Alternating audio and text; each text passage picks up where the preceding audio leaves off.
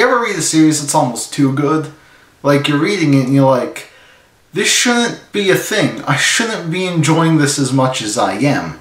Where did this series even come from? It's so short, yet the quality of the story is unlike anything I have ever witnessed before. I am, of course, talking about Barrage, but I will unfortunately be having to save that for another day. Because today we're going to be discussing The Promised Neverland. Much in the vein of the Attack on Titan video I did a few days ago, I'm going to be doing a bit of a general talk, and then we're going to be getting into some spoiler territory, so if you're not caught up, you don't have to leave just yet. So, my story with Promised Neverland. I think I started reading it around chapter 20. It was pretty early on at that point. I remember reading the first couple chapters, getting very intrigued, read all that shit, and I followed it very religiously until the end of the first arc, and I loved almost every minute of it. I even did a review a while back of that arc. But as we moved into the next arc, and I started catching up weekly, I kind of fell off of it. And that was probably the biggest mistake I've ever made in my life. For whatever reason, I just started harboring all these negative feelings towards it, thinking that it somehow fell off, got boring. I honestly don't know what I was thinking. I ranked it so low in my top 50 list. That's like my biggest regret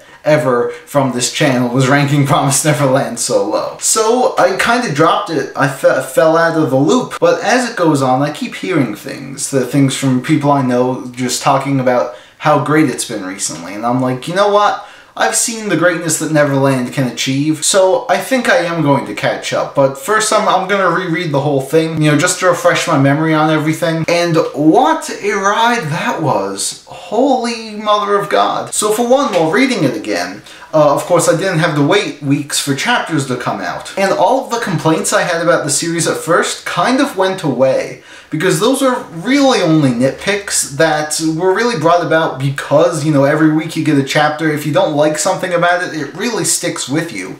But when you're just binge reading it, it's like, oh, okay, whatever. You know, these are just insignificant nitpicks that really don't matter in the grand scheme of things. So I was very pleasantly surprised rereading it. But then I kept reading, got into new material I hadn't experienced yet. And man, I have to say, I am quite floored. And you won't hear me say this often. In fact, I don't even know if you'll ever hear me say it again. I do believe that The Promised Neverland is the best series I have ever read from Shonen Jump. Yes, I know, quite the bold claim. Or maybe not, but this series has been so consistently fantastic that I really can't think of another series that rivals it. Okay, maybe, but I've only seen the anime, so chill, guys. For those who don't know, coming into this video blind, don't know anything about The Promised Neverland, I'm not actually going to tell you what it's about. I'm just going to say, read that first chapter, like immediately. Because I feel like going into The Promised Neverland blind is just the best experience. I will say, though, you will be in for quite the treat.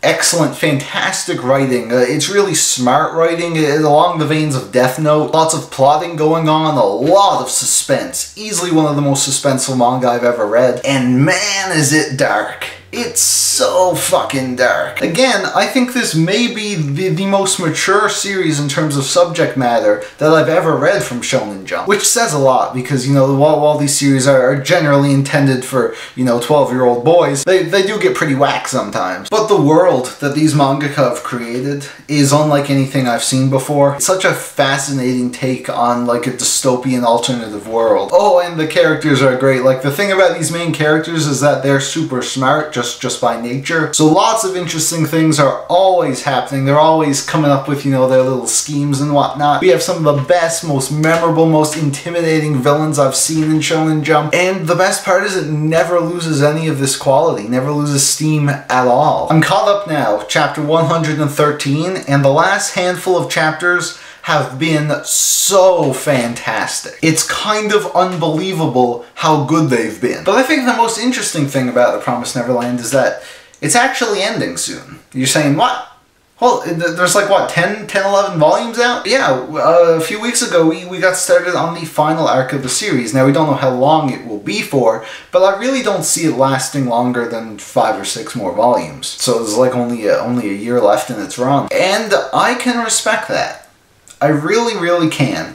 You know, this has been a huge moneymaker for Shonen Jump. very, very strong sales. It's about to get an anime in January, which is only going to make its popularity skyrocket. And I'm so happy that Shonen Jump does this now. Because if you remember, you know, back in the day, we had series like Bleach that it was the author's intention to end it much earlier. What's that? Kubo was passionate about the Blood War? What's that? The Fullbringers were foreshadowed from the beginning? No, they weren't. But yeah, it looks like the series is just going to wrap up nicely. Be a nice, short, little story. And honestly, if it stays this consistently amazing for the rest of it, it could easily be one of my favorite manga of all time. It kind of already is. So with that being said, if you're not caught up, I implore you to go do so. Holy shit. If you're an anime-only pleb, definitely keep an eye on that anime in January. Looking very fantastic from the preview so far. Very happy that they don't actually spoil anything. And on that note, we're going to be moving into some spoiler territory now, so you know the drill. All you plebs, get out of here. Oh my god! Okay, so I already went into detail about the first arc, you know, the Escape the Farm arc in my review. You can go check that out. So all the kids break out. They learn about the history of the world. This is the part that I thought got a bit boring. I honestly don't know why. I think it just felt slower when I was reading it weekly, but when I read it all at once, it was all fine. They go to this bunker. They meet Yugo, who's an awesome character. I loved him. Oh yeah. Yeah. He's kind of a dick at first, you know, he's planning to kill them all. I don't really think he was ever going to do it, but you know how it is, gotta build that suspense. So, you know, they're going off to find Minerva, or whatever, figure out what the crap's going on, how they can save all the kids back at the orphanage. My boy Phil staying strong. Then we get Goldie Pond. Holy fucking shit. Goldie Pond blew my mind, okay? We get Lewis, one of my favorite villains out. Like, he's in my profile picture now. It's not an honor that anyone just gets, okay? We learn Norman's alive, which was pretty obvious, probably like the only super predictable plot point so far. They got him like in this science lab now. He's gonna work for the demons or whatever. He's definitely scheming something though. We definitely haven't seen the last of Norman. But then in Goldie Pond, like the whole thing is just fascinating. How like there's this like secret hunting grounds for the demons. The whole concept just made for such a great story arc. We get a lot more violence and action from this point forward. A lot of kids getting, you know, brutally murdered, and just some really cool fight scenes that, you know, it's probably going to be a while, but I'm really looking forward to seeing this part animated. So that whole arc wraps up. They escape with, you know, the Goldie Pond kids. You know, Lucas, who was one of Yugo's old friends, they reunite. And yeah, then we move into the final arc. Just like that. Like it barely even felt like we had just begun, but we're already into the final arc. We get a pretty substantial time skip. I think there's only 2 months left before the deadline to where they can rescue all the kids at the orphanage. And man, so much shit is happening. Like there's these dudes trying to hunt them down.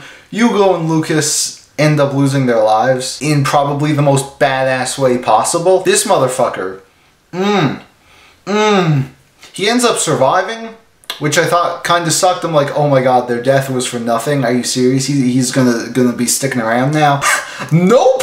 Probably my favorite page from the entire series is when this motherfucker gets his ass eaten. Holy shit. We get like these other guys just seem to be working for Minerva, who seems to be alive. They went into this, you know, one of those factory farms. You know, the super fucked up places where they just have like all the children bred hooked up to breathing tubes just so they can slaughter them. Kind of like what we do to animals. I swear to god, if this has some like Animal Farm type ending where they all turn into pigs, nope. Yeah, anyway, those guys go in probably, and this like just happened, probably one of the darkest moments of the series, if not the darkest, most disturbing, is when they have the mercy kill. Like, they break into the factory and they can't take any of these guys. Like, they try to set them loose. You know, they're just potatoes, because like they never learned how to do anything. They were born here and that's where they stayed their entire lives. You know, they just kill like 100 children and burn them, burn the factory down. That's pretty fucked. Oh my god, like so many things are happening. I just cannot wait to see where the series go. It's definitely my favorite thing I'm keeping up with weekly. So that'll about do it for this Promised Neverland discussion. If you're all caught up, be mindful of spoilers when posting in the comments, but you know, I'd love to hear some of your thoughts on the recent events. So with that, thank you all so much for watching, and I will see you soon for the next video. The minute we're born, we start dying. We die a little more every day. Young or old, rich or poor, there's nothing we can do to stop it. So look long at that Christmas tree. It may be the last one that you see. Decorate your house in green and red, 'cause someday you'll be dead.